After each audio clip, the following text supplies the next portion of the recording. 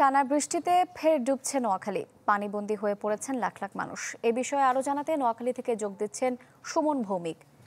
সুমন, নোয়াখালীর বন্যা পরিস্থিতির বর্তমান কি অবস্থা আমাদেরকে জানাবেন।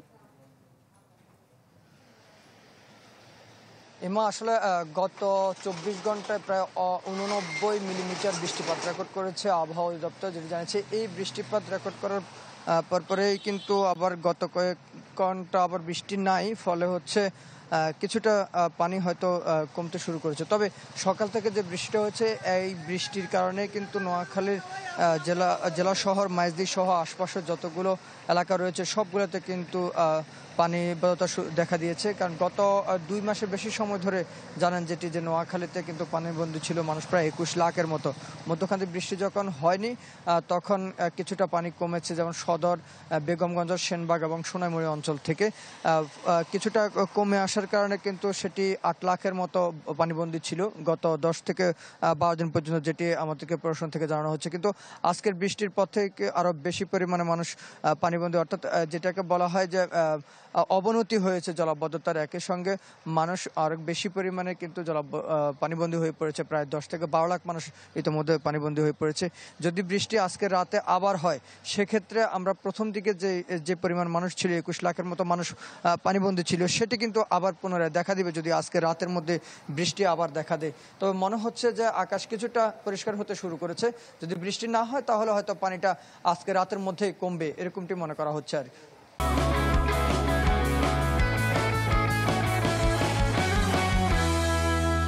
শেরপুর থেকে সরাসরি যুক্ত হচ্ছেন ইমরান হাসান রাব্বি। রাব্বি, শেরপুরের এখন কি অবস্থা? পানিবন্দী কতজন আছেন? আপনার কাছে কি তথ্য আছে? ইমা, স্মরণকালের সবচেয়ে ভয়াবহ বন্যার কবলে শেরপুর জেলা, এবং এই শেরপুরের ৩টি উপজেলা গতকাল থেকে প্লাবিত ছিল। আজ নতুন করে বৃষ্টি অব্যাহত থাকার কারণে শ্রীবর্দী এবং নকলা উপজেলা সহ এই মুহূর্তে শেরপুর জেলার সব কয়টি ৫টি উপজেলাই কিন্তু প্লাবিত, এবং এই মুহূর্তে শেরপুর জেলার ২ শতাধিক গ্রাম এই মুহূর্তে পানিতে তলিয়ে আছে, যার ফলে প্রায় লাখের বেশি মানুষ কিন্তু এখন এই মুহূর্তে পানিবন্দী হয়ে পড়েছে। আমরা দেখেছি যে গতকাল থেকে ফায়ার সার্ভিস, বিজিবি কর্মকর্তা এবং স্থানীয় স্বেচ্ছাসেবীরা কিন্তু তাদেরকে পানিবন্দী মানুষদেরকে উদ্ধার তৎপরতা চালাতো। এখন আজ সকাল থেকে সেনাবাহিনীর সদস্যরা কিন্তু তাদের উদ্ধার তৎপরতা শুরু করেছে। আমি আছি এখন এই মুহূর্তে নালিতাবাড়ী উপজেলাতে।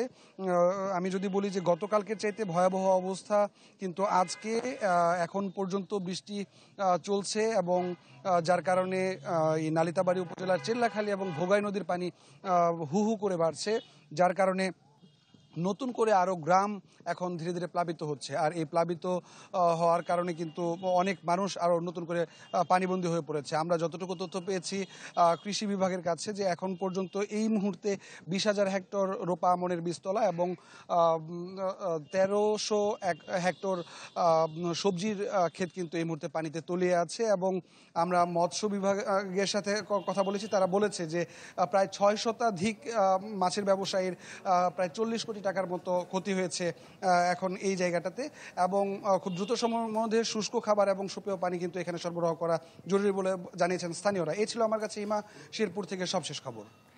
রাব্বি, আপনাকে অসংখ্য ধন্যবাদ। শেরপুরের সবশেষ খবর জানাচ্ছিলেন সহকর্মী ইমরান হাসান রাব্বি।